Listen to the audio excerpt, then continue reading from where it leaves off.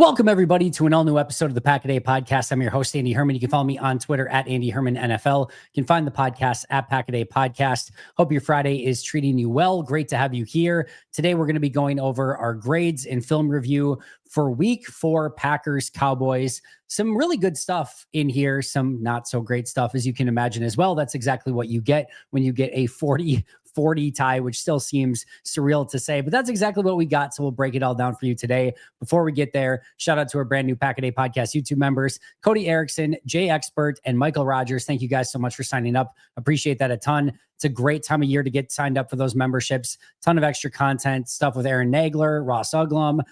We've got obviously the members Q&A. So if you haven't checked that out yet, make sure to do so. Also, we've got football coming up this weekend. And if you're going to have football, you're going to need to have pizza. And if you're going to have pizza, there's only one pizza to go to, and that is Luigi's Pizza. We get no victory pizza this week, but that's okay. We get kickback and relax pizza, and that's some of the best pizza that you can get. Just cheering against the Vikings, cheering against the Lions, watching some really good football, throwing on Red Zone, and eating some delicious Luigi's frozen pizza. Don't do the whole delivery thing. Just pick up a bunch of Luigi's frozen pizzas from your favorite grocer's freezer section and just have them at home. So whenever you want a Luigi's amazing pizza, you have it right at your disposal. You can use a pizza oven. You can use a regular oven. I don't care how you get that thing done. Just get it done, and it's going to taste delicious. Check it out over at luigis.com or on social media at Luigi's Pizza. Also, never a bad time to get your retirement in order, to get your future in order, to get your finances in order. And to help you with that is Alchemy Wealth Management. Yes, Alchemy Wealth Management. Ryan Nelson. You can find him at retirewithryan.net. It is so simple. Retirewithryan.net. You can go there right now, pause the video, come back, of course, but pause the video, go to retirewithryan.net, and there you can sign up for a free consultation. He's got a calendar there. You just click it, you put in your time, and then you set up that consultation. It's free. Normally $175. This one's free because you're a Pack a Day Podcast listener and viewer. We appreciate Ryan for that. You have a great conversation with him. You get your finances and your future and your retirement in order, and you can do it really easy over with Alchemy Wealth Management and retirewithryan.net. We've also got our Habish Rotier injury report this week. Now, there's no injury report because there's no game this week, but what I did want to go over as we kind of look at our grades is there was one key injury that really did affect the game this week, and that was Devonte Wyatt. Devonte Wyatt was playing really well. He had a plus 0.15 grade in this game when he was playing until he went out with that knee injury. The sucky part for Wyatt, he was hustling to chase down a screenplay. And while doing so, made a diving attempt to make a play, and his knee went on the hard turf, which continues to be a problem. Just put grass in everywhere because that's what you should be doing because it's logical and it's healthier and whatever. We don't need to get into all of that. But he bangs his knee. He's now week to week. And instead of Wyatt in that game, you end up with a lot more Nasir Stackhouse. Nasir Stackhouse had a negative 0.35 grade in that game. So you went from somebody who was graded into the positive and playing well and was making an impact to somebody who was a net negative in this game in a pretty significant way.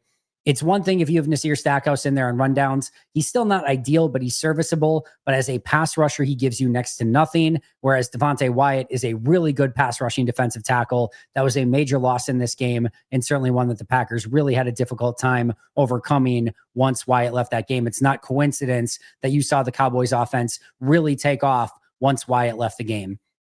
Now, in general, the Packers know how to bounce back from adversity and tough hits. And if you've been hit with an injury after an accident, the team of highly skilled attorneys at Habish Rotier can help you receive the right compensation to help you bounce back from your injury. Habish has been successful resolving claims for over 90 years. Their attorneys have the experience and expertise to get you back in the game. When you call Habish, you're going to talk to a lawyer directly. The number is 800-242-2874 or 800-2HABISH. You can also visit their website at habish.com. Habish Rotier, national reputation, hometown service. All right, let's get into our key notes from this game. Before we get into the grades themselves, two things that jumped off the tape to me. Number one, the defense played fine. Let me maybe restate that. When you give up 40 points, there's nothing fine about the defensive performance. I get that. I understand it. I was expecting to see some sort of fatal flaw issue, something that the Cowboys picked up on, a tell, whatever it might be, and being like, this is a major problem for Green Bay. Their line can't get there. Their linebackers are problems. Their corner. I didn't really see anything like that. If there is one thing It was the play of the corners. The collective group of Valentine, Hobbs, and Nixon in this game were simply not good enough. That to me was the biggest flaw in this performance, was the play of the corners. I've seen a lot of other takes and things like that. If the corners just play a little bit better, I think Green Bay wins this game relatively easily. The play by Carrington Valentine where he misses the tackle on Pickens along the sidelines. Too many times they're caught pressing and they couldn't get even hands on the player, and the player gets a free release. Contested catch situations where the receivers are coming up with big time catches and they're not able to bat the ball away. Not being able to come up with any turnover-worthy plays. We can go on, but the corners need to be better than that. The good news is for the first few weeks of the season, they were. The corner issue was not an issue at all. In this game, it really was. If that's the way the corners are going to play, you definitely have more of a problem. I haven't seen that consistently. In this game, Dallas's wide receivers got the best of Green Bay's corners. I don't expect it to be something that continues that way moving forward, but that was the number one biggest issue in this game for me defensively. The other thing was, yes, the tackling needs to be better. There were multiple times where they could have held Dallas in check and maybe kept them into second and long or third and long situations just by making a relatively easy tackle. And instead the play was overrun, or they didn't get the player down on first contact, or it was just broken tackles, whatever it might be. It was just too many extra yards for Dallas on offense.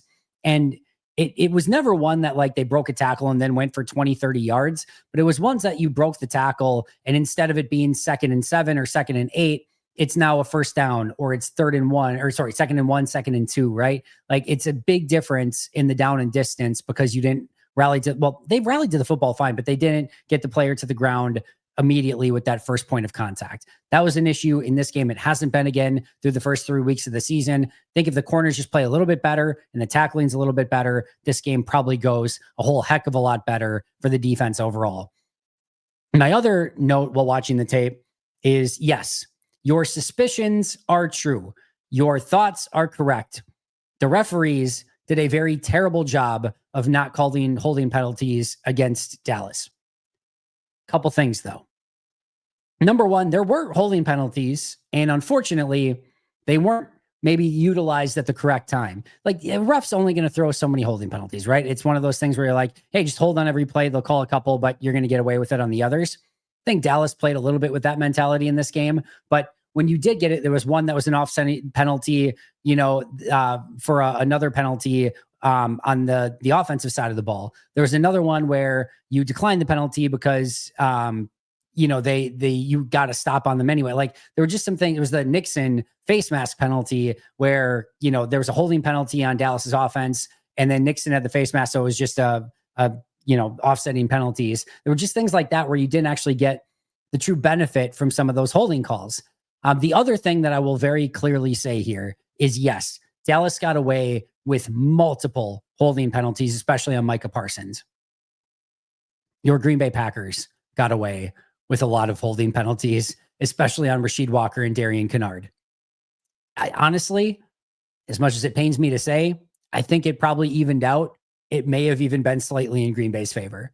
So the refs were actually fairly consistent in this game of, hey, we're going to call some on both teams. Both teams got called for a couple, but we're going to let a lot of stuff go, and you're just going to have to overcome it. And I think it benefited Dallas a little bit more because Green Bay's pass rush is better. And so it was slowed down by the holding, although Green Bay's offensive line is not very good either right now. So they benefited as well. And when you're not calling holding penalties, that's how you get to a 40-40 score. When the pass rush is mitigated because, yeah, we're just going to grab you and they're not going to call it. Well, both offenses are going to benefit from that. And that's exactly what we saw in this game. If they called holding a lot tighter in this game, I think both defenses would have had a much better chance because Green Bay's defensive line is really good and Green Bay's offensive line is not very good at the moment. So as much as you may be frustrated that Dallas did not get some of those calls from a holding standpoint, just know, especially Rasheed Walker and Darian Kennard got away with multiple holding penalties as well as some of the other players on Green Bay's offensive line as well. All right, let's get into our grades for this game. Let's start with our top 3 offensive players. Number 1, Jordan Love, plus 2.30 grade. He was fantastic in this game. There was the one ball that he underthrew a little bit to Romeo Doubs. Doubs was open in the middle of the field.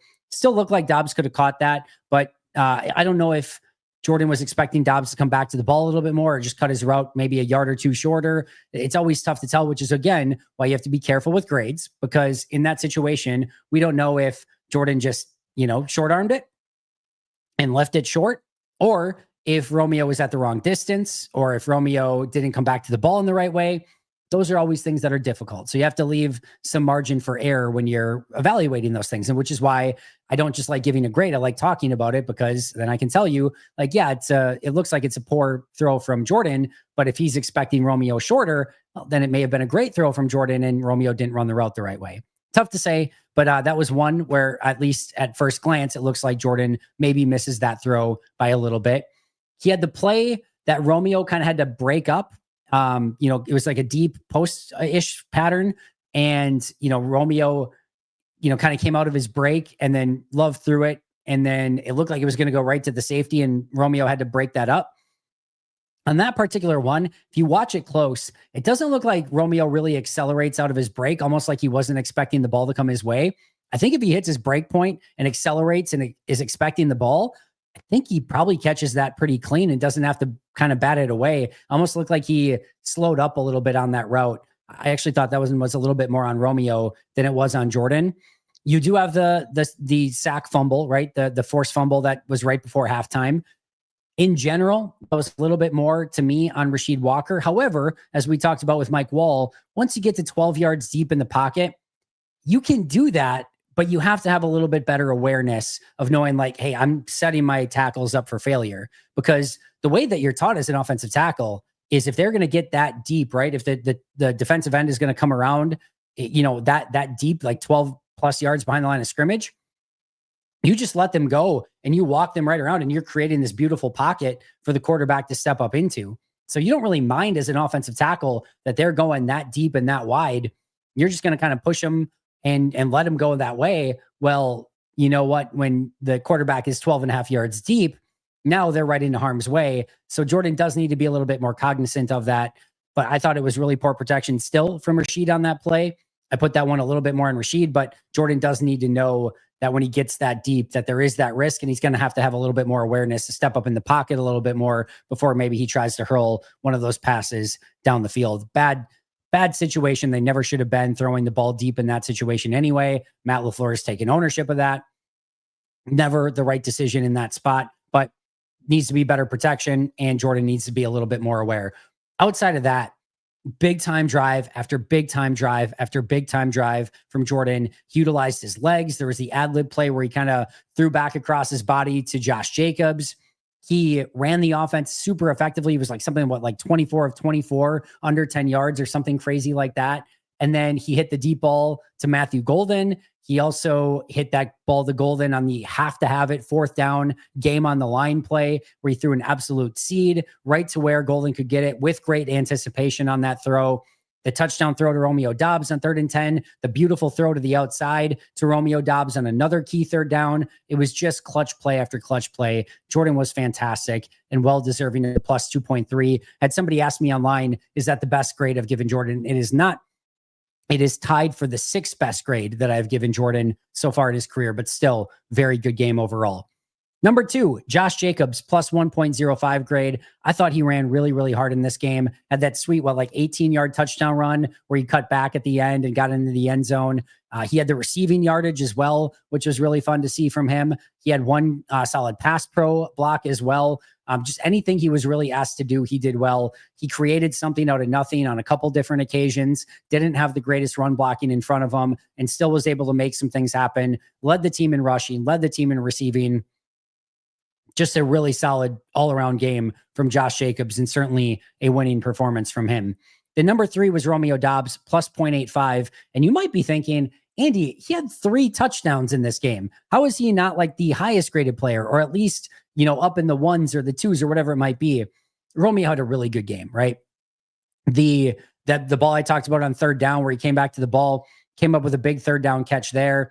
Had the 3rd and 10 for the touchdown, the fade for the touchdown, the slant for the touchdown. That's a really good day at the office. I did think there were a handful of plays where he struggled to get off of coverage. There was the play where I thought he had the ability to come up with that ball from Jordan. Even still, I don't know, again, exactly what the situation was there, if he was supposed to cut it back sooner or not, but there was a little bit of an opportunity there. There was also some poor blocking from Romeo in this game. He had a couple good blocks, but he had a couple that he got beat on. He's obviously involved in that play at the end where Golden catches the bubble screen, and give Diggs more credit on this play for shooting through and immediately making that play. But it did look like Dobbs had some time to react and maybe make that block, or at least get a little bit of a piece of Diggs. So maybe Golden has a little bit more of a chance. There were just some plays like that were on tape that made this still a really good game. It's going to sound like I'm being negative here on Rome. I'm not. He was awesome. A plus 0.85 grade is really, really good. But if you're wondering why a 3-touchdown performance doesn't have a plus 1.5 or some crazy grade like that, those were a couple of the reasons why. There were just a few negatives on tape that counterbalanced it a little bit, but still a really great game from Romeo Doubs overall.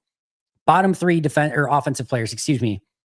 The first one I am stunned by, not my grade. I'm stunned by PFF's grade on this one. I looked at it after the fact, and I'm going to look at it right now just to make sure I have it right. PFF had this player graded as a 74.8 overall in this game. 60 is their average. So they had him as a net positive. He was by far and away my lowest graded player in this one. You go decide. You go watch the tape. You let me know. I would love to listen, I will tell you guys all the time, my grades aren't perfect. PFF grades aren't perfect. It's a little bit always in the eye and the beholder. And you have to kind of go and watch for yourself if you really want to know. Darian Kennard, negative 1.40 grade. We saw this totally different. PFF, again, a real solid positive grade on Kennard. I had the lowest possible the lowest offensive grade in this week for Kennard. I thought Kennard really struggled in this game. Had multiple holding penalties that he got away with. He had multiple plays where he got beat easily inside. He got multiple plays where he had to kind of hold on for dear life. He had some good plays as a run blocker, which is where I think PFF graded him a little bit better, which I think helped him with that overall grade. I just thought that he did not look up to the task. There were a couple of plays even where he didn't get even a hand on the player. He got caught in between 2 defenders on a couple different occasions. It just was really sloppy. The technique was poor. It just didn't look like he was quite ready for this one. Now, Green Bay survived it. He had a couple good blocks, as I mentioned, especially in the run game. It wasn't a complete disaster. You were able to get through the game with him as your right tackle, but I came away a little bit more concerned if you need to play him with any sort of regularity moving forward. Meanwhile, PFF liked his game overall, so I'll let you guys decide, but I thought this was a tough one for Darian Kennard. Hey friends, it is time to get our sleeper picks in for week 5. Now here's the thing, no Packers game this week, right? So there's never been a better time to get in on the action over on Sleeper. It makes it so much more fun, especially with no Packers game, just to kind of keep an eye on some of your favorite players. So go over there, utilize code PACKADAY and get a 100% match up to $100. I'm going to say that one more time, a 100% match up to $100 by utilizing code PACKADAY. Here's what I'm going with this week. I'm going touchdown heavy. And here's the other thing, I'm using their flex feature. So I only need to get 2 of the 3 right in order to win. I'm going Tony Pollard, fewer than 1/2 touchdown. So no touchdowns for Tony Pollard. He's going up against Arizona. I don't trust the Titans offense at all. I don't think they can put up points against just about anybody. I think they're going to start mixing some things up, and I do not expect Tony Pollard to get a touchdown in this one. Meanwhile, Marvin Harrison Jr. finally broke out of his funk this past week. I think they're going to start getting him involved more often. So I'm going more than 1/2 touchdown. I expect him to get a touchdown in this game. And then Cam Scatterbo going up against the New Orleans Saints, who are a complete mess. I feel like they're going to get touchdowns in this game for New York. Also, no Malik Neighbors anymore. They're going to have to lean on that run game more. Tyrone Tracy is likely out for this game. So Cam Scatterbo, more than 1/2 touchdown. Again, I only need to get 2 of the 3 right over on Sleeper. Tony Pollard, less than 1/2 touchdown. Marvin Harrison Jr., more than 1/2 touchdown. Cam Scatterbo, more than 1/2 touchdown. Again, utilize that code PACKADAY to get a 100% match up to $100. Terms and conditions apply. You can check those terms out over on Sleeper. It's available in over 25 states. So what are you waiting for? Go download the app and get involved with Sleeper right now. Second up, Luke Musgrave, negative 0.45 grade. I just need more. He had 1 catch for 8 yards over the middle. He may have had one other small one too, but just didn't see it. There was a couple blocks where he completely missed. There's a block on the outside on one of these wide receiver. I think it was actually a screen maybe to Jacobs or Wilson, where he just completely doesn't block anyone on the play. it's weird because I think everyone views Luke Musgrave as a more receiving type tight end, but he's been used on more blocking plays than as a true receiver. It doesn't quite add up. I don't think Green Bay is doing a great job of putting him in the best position to succeed, but the positions that he's put in also, he's not succeeding in, period. And he needs to be better as a blocker. He needs to be better as a receiver. He hasn't exactly exuded confidence as a route runner to get off of any sort of coverage. His run after the catch has not been anything that's been super stellar. I just don't know what you do with Musgrave at this point. I called for earlier this week of saying I think Fitzpatrick just might need to be the number 2 tight end if Musgrave can't get going a little bit more here. I don't know, but there just doesn't seem to be much ROI when Musgrave's out on the field. There's not a lot of big plays. The blocking is nowhere near good enough. So what's the use here? Like, the blocking's not good, the receiving's not good. He's not an impact player. There's more negatives than positives. I think Fitzpatrick just gives you a little bit more of a balanced, attack where he's not going to give you much as a receiver, but he's fine as a blocker. I don't know. It's an interesting dynamic. I just hope we get a better Musgrave because I still think there's talent there, but it certainly has not presented itself on the field with any sort of regularity whatsoever. And then last but not least, Rasheed Walker, negative 0.4. This is, again, a player that I thought got away with a few different holding penalties. I'm just left wanting more. There were plays in this one where Rasheed Walker looked like he was a rookie playing in his first game. I mean, just hands outside of the shoulder pads, like holding on. There's one where he's almost like bear hugging a guy. He like tackled a guy on another play. He could have had like 3 or 4 more holding penalties in this game. There were some good stuff too, which is why it wasn't like a -1 grade or anything like that. He had I thought he got better as the game went along, if I'm being honest. And as they started to get more into just kind of true pass pro, I thought he got better, especially towards the end of the game. But I thought early on he was all over the place. And as a run blocker, it was a lot left to be desired. So -0.4 for Rasheed Walker. All right, some noteworthy offensive players. Emmanuel Wilson, plus 0.45. Really nice day for him. Ran extremely hard, caught the ball well, pass protected. He did everything that he was asked for in very, overall minimal playing time. Every time he got the ball in his hands, it felt like something good was going to happen. Plus 0.45 grade for him. Matthew Golden, plus 0.7 grade. The 2 big ones, the deep play down the field, and then, of course, the big 4th down conversion as well. He had a couple other catches here and there, but overall, solid performance from Matthew Golden. Elton Jenkins, great news here. Plus 0.4 grade from Elton Jenkins. A very encouraging sign. After 3 pretty brutal weeks, especially week 3, which was beyond terrible, a much better performance from Elton Jenkins in week 4. He called it out himself that he was not playing well, and he responded in week 4. This was much closer to the Elton Jenkins that we know and love and have come to expect. If this is the Jenkins we get moving forward, the center position is going to be in very good hands. This was a very encouraging sign from Elton overall. And then one more encouraging sign-ish. Jordan Morgan had a negative 0.05 grade in this game. It's a slight negative. PFF had a slight positive on him overall.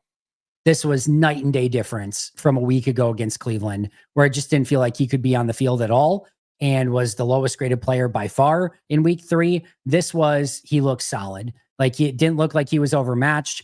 He had a holding penalty, had a couple plays that he would like to have back, no question about it. But overall, you felt much more comfortable with Jordan Morgan in this game than anything he put on tape against Cleveland in week 3. So I felt like that was a real positive step where he got the start. He played one position throughout the game, and he really looked like he could hold his own, including against Kenny Clark from time to time as well. This was a much more encouraging performance from Jordan Morgan. All right, let's go to the defensive side of the ball. Top 3 defensive players. Number 1, Micah Parsons, a plus 1.5 grade. He was phenomenal. And it just sucked that Dak got rid of the ball really, really quick on the times where he got through. They definitely got held on a couple of different occasions that went uncalled. And he, of course, had that huge play that saved the touchdown, that probably saved the game for Green Bay in that situation and kept it to a tie. He did everything he could. And I mean, everything he could to be a complete game wrecker and just, force multiplier from that defensive end position. They did everything they could to chip him and double team him, and his presence was still felt with 10 freaking pressures in the game. He was awesome. I know it doesn't show up much in the box score, but just know he was winning immediately and constantly all throughout the game and had a really impressive performance. Number 2, Evan Williams, who has been, I think, kind of clearly Green Bay's best safety so far, which is something to say. We'll talk about Xavier McKinney more in just a moment. Plus 0.6 grade for Evan Williams. He's been really good to start the season. This isn't super surprising. He was really good as a rookie, but he even looks better right now. He is flying to the football. His ability to come up and run defense is fantastic. He fills the gap with a tenacity and an energy that I love. He is not afraid to tackle anything. On the play where Pickens caught the ball on the kind of like jump ball on the left sideline, got both feet in, just barely. Evan Williams is on the opposite hash of the field. He just misses getting there. What I love about that play from Evan Williams is he takes the perfect angle and gets there as quickly as he possibly could.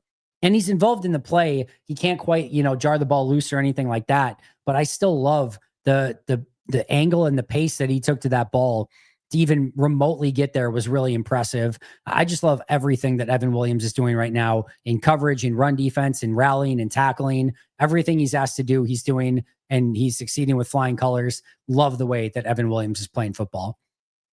Number 3 is Isaiah McDuffie, plus 0.25. I saw a couple of people say like, hey, if McDuffie's your third best guy, just goes to show you had a tough game on defense. Maybe there's some level of truth to that, right?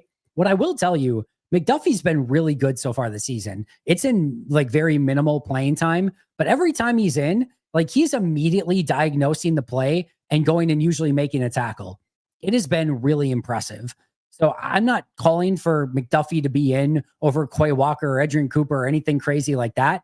But I am saying when you're in base and McDuffie comes in, he has been awesome as a number 3 linebacker through 4 weeks so far.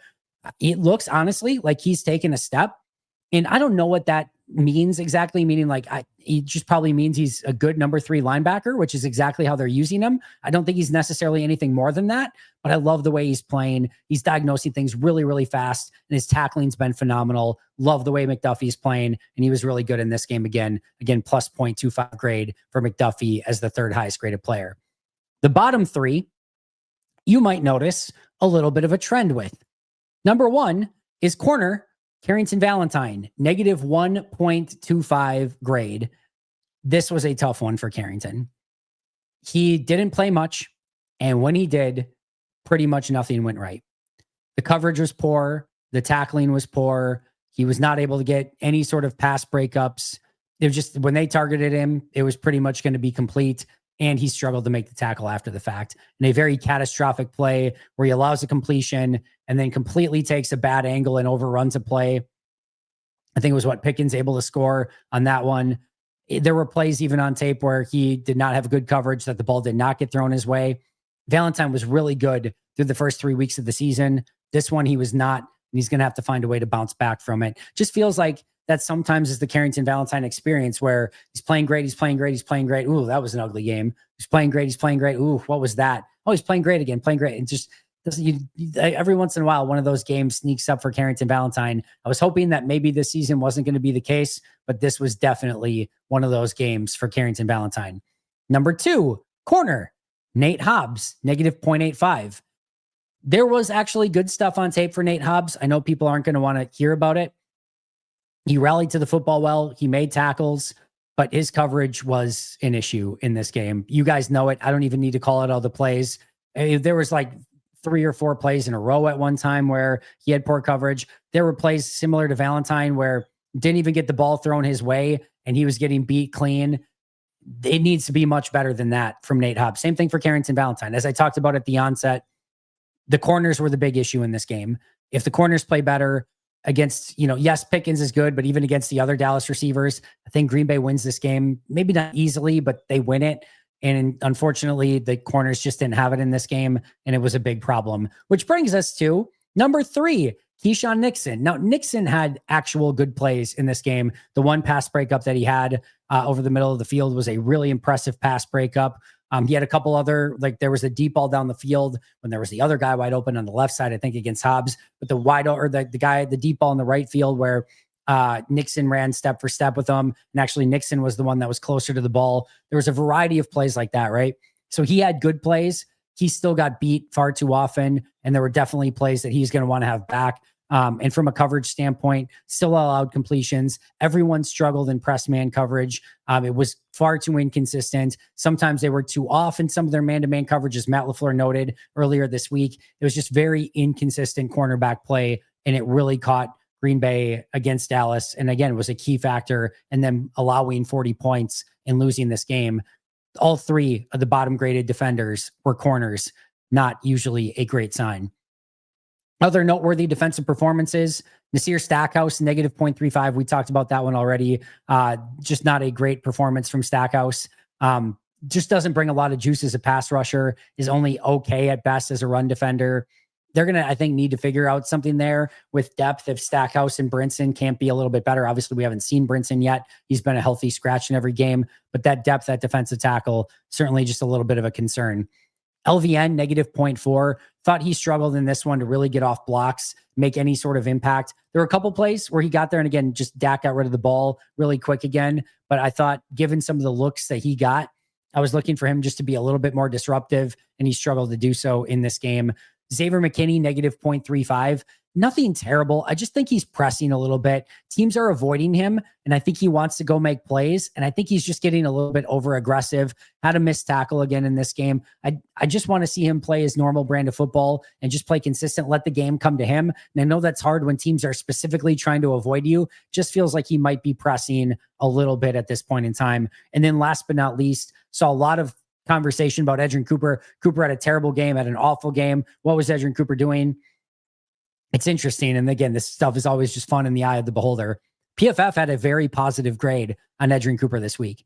I had a net neutral grade on Cooper. I think he had a terrible game stuff was far overblown. He missed a few tackles for sure. Wants those back. I still thought he was his fast, aggressive self. Got some pressure in the backfield. I thought he made some good tackles as well and was still all over the place. Just a little bit more inconsistent with the tackling this week. One other thing I'll note here on Cooper, this dude plays 1,000,000 miles per hour, literally and figuratively. Like, he is just fast, fast, fast. He's going to read it. He's going to react, and he's going to go insanely fast. When you play that way, you're going to make a lot of really sexy, fun plays. But you're also, from time to time, going to overrun some stuff because you're going so freaking fast. And that's just part of the experience that you have to live with when you play with a linebacker that's going 1,000,000 miles per hour. This is part of the secret sauce for Cooper. Unfortunately, you're just going to have a couple of these where he overruns from time to time. I have no concern over it. Yes, you would like it to be 0 where it never happens. I don't think that's realistic. And I think I will very much take the benefits of Cooper playing 1,000,000 miles per hour and causing total chaos and wreaking havoc all along the defense for a couple plays where he overruns here and there. I thought Cooper still was fine in this game. PFF thought he was good. I understand the missed tackles, but to me, it's nothing egregious. And I love the way that he plays football and willing to take a couple of those plays here and there, because in the long run, it's going to be a huge positive for you. Just to recap everything, top 3 on offense: Jordan Love, Josh Jacobs, Romeo Doubs. Bottom 3, Darian Kennard, Luke Musgrave, and Rasheed Walker. Top 3 in defense: Micah Parsons, Evan Williams, and Isaiah McDuffie. Bottom 3, Carrington Valentine, Nate Hobbs, and Keyshawn Nixon. That's going to do it for me today. Thank you so much for joining me. Appreciate you as always. Shout out to our All-Pro and Hall of Fame members: PJ Wynn, John Wild, Brandon Paletta, Boom Handle, Donald Lee, Lori Lord, Baby QB, David McCluskey, Donald Decker, Alex Wong, Peter Ritaka, Jay Zimmerman, B. Brown, Puerto Rican Packer, Dan Gessford, Dylan Patscott, SoCal Pack, Chris Rager, Izzy Roberts, Ian Ewing, Carlo Delgado, Willie Winkle-Stinkle, Jen Wright, The Gable Storm, Pack Attack Cast, Chris Weish, Craig, John D. Metropolis, Hayden Radomski, Devin Lane, Ganzusa, Alexander Newell, Dan Miller, Titletown T, and Bill Reinhardt. I'll see you guys soon, but until next time, and as always, go Pack Go.